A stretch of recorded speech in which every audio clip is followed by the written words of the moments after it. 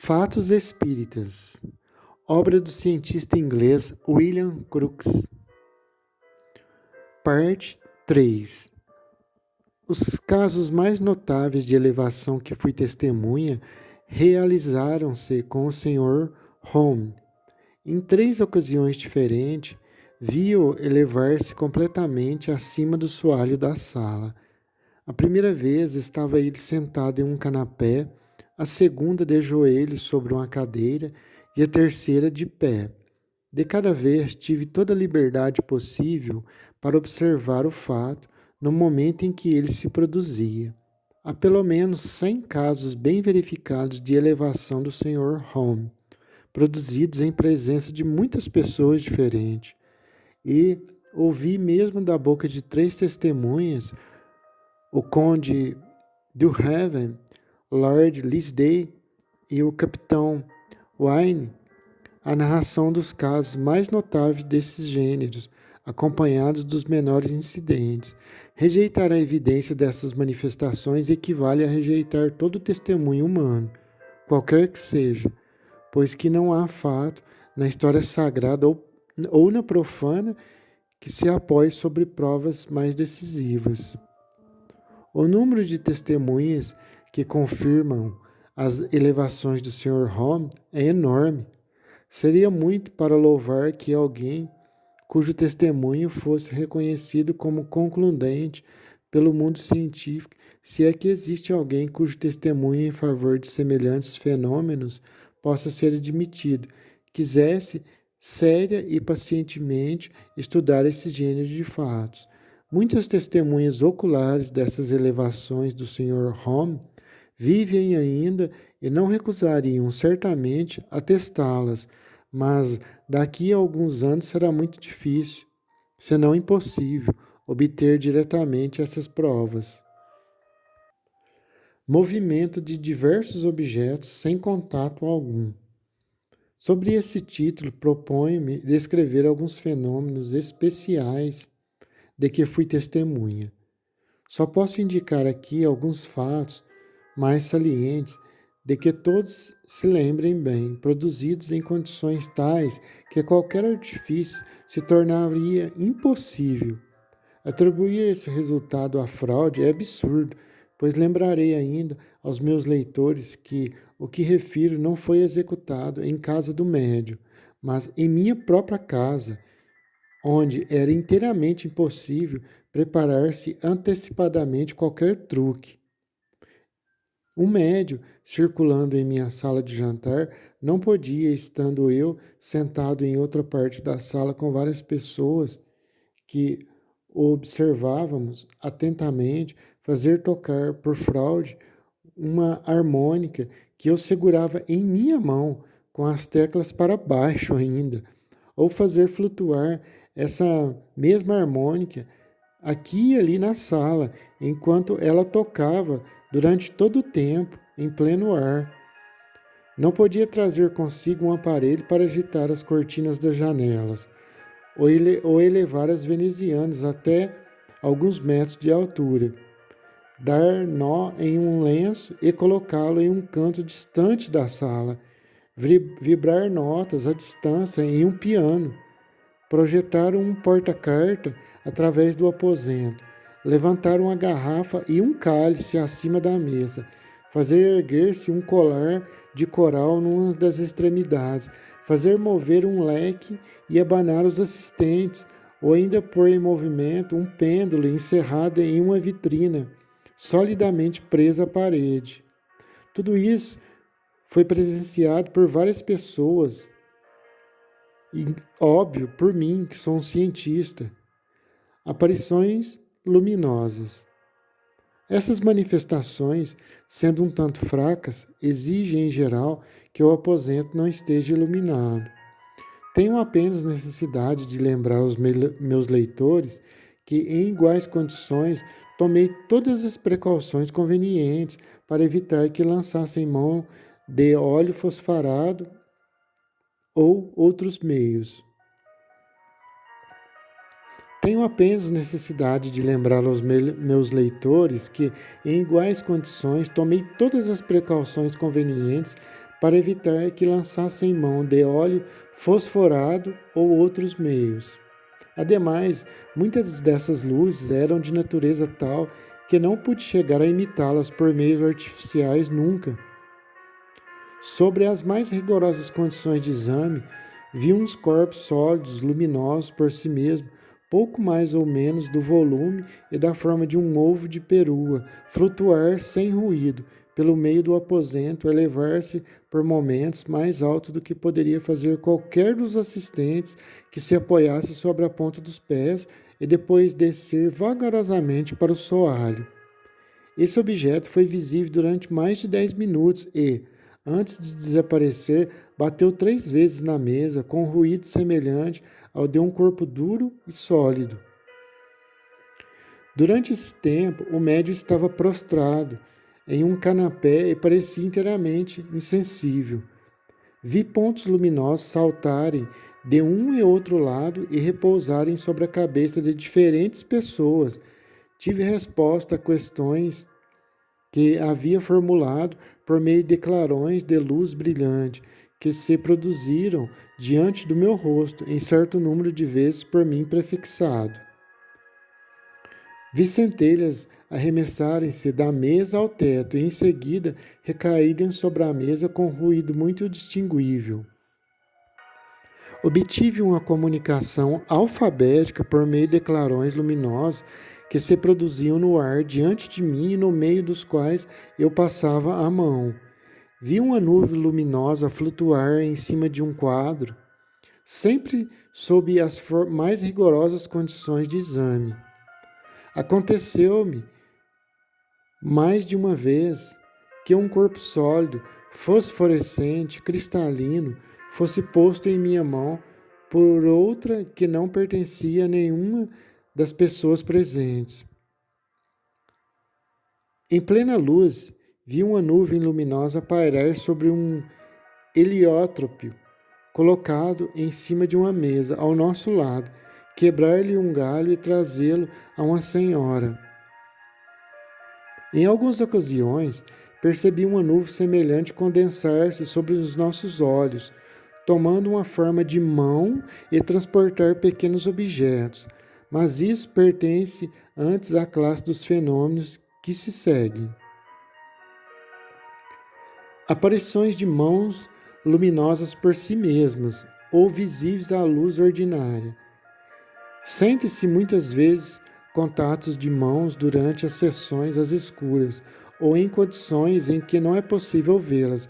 Raramente tenho visto essas mãos. Não darei aqui exemplos em que os fenômenos são produzidos na escuridão. Escolherei, porém, alguns dos casos numerosos em que vi essas mãos em plena luz. Pequena mão de muito bela forma elevou-se de uma mesa da sala de jantar e deu-me uma flor. Apareceu e depois desapareceu 3 vezes, o que me convenceu de que essa aparição era tão real quanto a minha própria mão. Isso se passou à luz, em minha própria sala, estando os pés e as mãos do médium seguros por mim durante esse tempo. Em outra ocasião, uma pequena mão e um pequeno braço, iguais aos de uma criança, apareceram agitando-se sobre uma senhora que estava sentada perto de mim. Depois a aparição veio a mim, bateu-me no braço e puxou várias vezes o meu paletó. Outra vez, um indicador e um polegar foram vistos arrancando as pétalas de uma flor que estava na botoeira do Sr. Holmes e depositando-as diante de várias pessoas sentadas perto dele. Várias vezes eu mesmo e outras pessoas observamos mão estranha comprimindo as teclas de uma harmônica, ao passo que no mesmo momento víamos as mãos do médium, que algumas vezes eram seguras pelas pessoas que se achavam perto dele, para que não ocorresse nenhuma espécie de truque. As mãos e os dedos não me pareceram sempre sólidos e de pessoa viva. Algumas vezes, é preciso dizer, ofereciam antes a aparência de nuvem vaporosa, condensada em parte sobre a forma de mão. Todos os que se achavam presentes não a percebiam igualmente bem. Por exemplo, Quando se vê mover uma flor ou qualquer outro pequeno objeto, um dos assistentes notara um vapor luminoso pairar em cima, mas um outro descobrirá uma mão de aparência nebulosa, enquanto outros verão apenas a flor em movimento e não verão mão alguma. Vi mais de uma vez, primeiramente, um objeto mover-se, em seguida, uma nuvem luminosa que parecia formar-se ao redor dele, e enfim a nuvem condensar-se, tomar forma e transformar-se em mão, perfeitamente acabada. Nesse momento, todas as pessoas presentes poderão ver essa mão. Nem sempre ela é uma simples forma, pois algumas vezes parece perfeitamente animada e graciosa. Os dedos movem-se e a carne parece ser tão humana quanto a de qualquer uma das pessoas presentes. No punho e nos braços, torna-se vaporosa e perde-se em uma nuvem luminosa. Ao contato, essas mãos pareceram algumas vezes frias, como o gelo, e mortas. Outras vezes me pareceram quentes e vivas e apertaram a minha mão com a firmeza de um velho amigo. Retive uma dessas mãos bem resolvida a não deixá-la escapar. Nenhuma tentativa, nenhum esforço foi feito para fazer-me largar a presa, mas pouco a pouco essa mão pareceu dissolver-se em vapor, e foi assim que ela se libertou da prisão, que era minha mão, claro.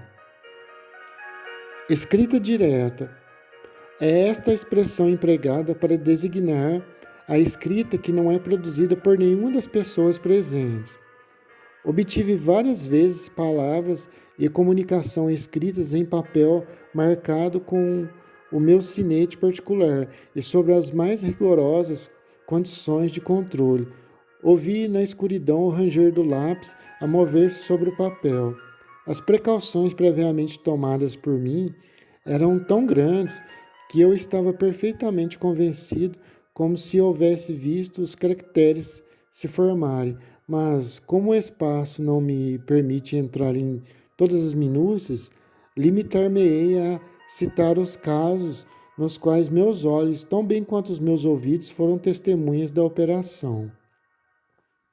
O primeiro fato que citarei produziu-se, é certo, em uma sessão às escuras, mas o seu resultado não foi menos satisfatório. Eu estava sentado perto da médium, a senhorita Cat Fox. Não havia outras pessoas presentes, além de minha mulher e uma senhora nossa parenta, e eu segurava as mãos da médium com uma das minhas, enquanto que seus pés estavam sobre os meus. Diante de nós, sobre a mesa, havia papel e a minha mão livre segurava o lápis. Mão luminosa desceu do teto da sala e, depois de ter parado perto de mim durante alguns segundos, tomou-me o lápis, escreveu rapidamente numa folha de papel, abandonou o lápis e, em seguida, elevou-se acima das nossas cabeças, perdendo-se pouco a pouco na escuridão. O meu segundo exemplo pode ser considerado um insucesso. Um grande revés ensina muitas vezes mais do que a experiência mais bem-sucedida. Essa manifestação se realizou à luz, em minha própria sala, e somente em presença do Sr. Holmes e de alguns amigos íntimos. Várias circunstâncias, das quais é inútil fazer a narração, me tinham mostrado que o poder do Sr. Holmes era muito forte essa noite. Exprimi, pois, o desejo de ser testemunha, nesse momento, da produção de uma comunicação escrita, do modo pelo qual antes eu tinha ouvido narrar por um dos meus amigos. Imediatamente nos deram a seguinte comunicação alfabética: experimentaremos. Colocamos algumas folhas de papel e um lápis no meio da mesa, e então o lápis ergueu-se, apoiando-se sobre a ponta, avançou para o papel com saltos mal seguros e caiu. Em seguida tornou a levantar-se e a cair ainda.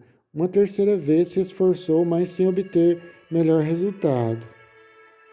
Depois dessas 3 tentativas infrutíferas, uma pequena régua que se achava ao lado sobre a mesa resvalou para o lápis e elevou-se a algumas polegadas acima da mesa. O lápis levantou-se de novo, apoiou-se na régua e ambos fizeram um esforço para escrever no papel. Depois de terem experimentado 3 vezes, a régua abandonou o lápis e voltou ao seu lugar. O lápis tornou-se a cair sobre o papel e uma comunicação alfabética nos diz: experimentaremos satisfazer o vosso pedido, porém está acima do nosso poder. O lápis tornou-se a cair sobre o papel e uma comunicação alfabética nos diz: experimentamos satisfazer o vosso pedido, porém está acima do nosso poder. Formas e figuras de espíritos. Esses fenômenos são os mais raros de todos os que fui testemunha. As condições necessárias à sua aparição deixariam tão delicadas e é preciso tão pouca coisa para contrariar a manifestação que só tive raríssimas ocasiões de os ver em condições satisfatórias. Mencionarei 2 desses casos. Ao cair do dia, durante uma sessão do Sr. Home em minha casa, vi agitarem-se as cortinas de uma janela que estava a cerca de 8 pés de distância do Sr. Home. Uma forma sombria, obscura, meio transparente, semelhante a uma forma humana, foi vista por todos os assistentes, em pé, perto da janela da sacada, e essa forma agitava a cortina com a mão. Enquanto a olhávamos, desapareceu e as cortinas deixaram de se mover. O caso que se segue é ainda mais surpreendente. Como no caso anterior, o Sr. Home era o médium. Uma forma de fantasma avançou de um canto da sala, foi tomar uma harmônica e em seguida deslizou ligeira pela sala, tocando esse instrumento. Essa forma foi visível durante vários minutos por todas as pessoas presentes, ao mesmo tempo em que se via também o Sr. Home. O espírito aproximou-se de uma senhora que estava sentada a certa distância dos demais assistentes e, a um pequeno grito dessa senhora, desapareceu. Casos particulares parecendo indicar a ação de uma inteligência exterior. Ficou já provado que esses fenômenos são governados por uma inteligência. É muito importante conhecer a fonte dessa inteligência. É do médium, de uma das pessoas presentes que estão no aposento, ou antes, essa inteligência está fora deles? Sem querer presentemente pronunciar-me de modo positivo sobre esses pontos, posso dizer que, ao verificar que em muitos casos a vontade e a inteligência do médium parecem ter muito ação sobre os fenômenos, observei também vários casos que parecem mostrar de maneira concludente a ação de uma inteligência exterior e estranha a todas as pessoas presentes. O espaço não me permite dar aqui todos os argumentos que se podem apresentar para provar essas asserções, mas entre grande número de fatos mencionarei resumidamente um ou dois. Em minha presença, vários fenômenos se produziram ao mesmo tempo, sendo que a médium não os conhecia todos. Cheguei a ver a senhora Fox escrever automaticamente uma comunicação para um dos assistentes, enquanto uma outra comunicação sobre outro assunto lhe era dada para uma outra pessoa por meio do alfabeto e por pancadas. Durante todo esse tempo, a médium conversava com uma terceira pessoa, sem o menor embaraço, sobre assunto completamente diferente dos outros dois. Nota: desejo que se compreenda bem o sentido das minhas palavras. Não quero dizer que a vontade e a inteligência do médium se empregue ativamente de uma maneira consciente ou desleal à produção dos fenômenos, mas que acontece algumas vezes que as suas faculdades parecem agir de maneira inconsciente, em alguns casos. Caso talvez mais surpreendente é o seguinte: durante uma sessão com o Sr. Home, a pequena régua de que já falei atravessou a mesa para vir a mim, em plena luz, e deu-me uma comunicação batendo-me uma das mãos. Eu soletrava o alfabeto e a régua batia nas letras necessárias. A outra extremidade da régua repousava na mesa, a certa distância das mãos do Sr. Home. As pancadas eram tão claras e tão precisas, e a régua estava tão evidentemente sob a influência de um poder invisível que lhe dirigia os movimentos, que eu disse: a inteligência que dirige os movimentos desta régua pode mudar o caráter dos seus movimentos e dar-me, por meio de pancadas em minha mão, uma comunicação telegráfica com o alfabeto Morse? Tenho todos os motivos para crer que o alfabeto Morse era inteiramente desconhecido das pessoas presentes, e eu mesmo não o conhecia perfeitamente. Mal acabava de pronunciar aquelas palavras, o caráter das pancadas mudou completamente, mas a comunicação continuou da maneira que eu tinha pedido. As letras foram me dadas rapidamente, de modo que não pude apanhar senão uma ou outra palavra, e por conseguinte, essa comunicação se perdeu, mas eu tinha visto bastante para convencer-me de que na outra extremidade da régua havia um bom operador de Morse, qualquer que ele fosse. Ainda outro exemplo. Uma senhora escrevia automaticamente por meio da prancheta. Experimentei descobrir o meio de provar que o que ela escrevia não era devido à ação inconsciente do cérebro. A prancheta, como fazia sempre, afirmava que, ainda que fosse posta em movimento pela mão e pelo braço dessa senhora, a inteligência que a dirigia era de um ser invisível, que servia do cérebro da senhora como de um instrumento de música e fazia assim mover-lhe os músculos. Disse eu a essa inteligência: vê o que há neste aposento? Podeis ver o que há neste aposento? Sim, escreveu a prancheta. Vês este jornal e pode lê-lo? Acrescentei, colocando-o de sobre um número do Times, que estava em uma mesa atrás de mim, mas sem olhá-lo. Sim, respondeu a prancheta. Bem, disse eu, se podes vê-lo, escreve a palavra que está agora coberta por meu dedo e dar-te-ei crédito então. A prancheta começou a mover-se lentamente e com alguma dificuldade escreveu a palavra Rover. Voltei-me e vi que a palavra Rover estava coberta pela extremidade do meu dedo. Quando eu fiz essa experiência,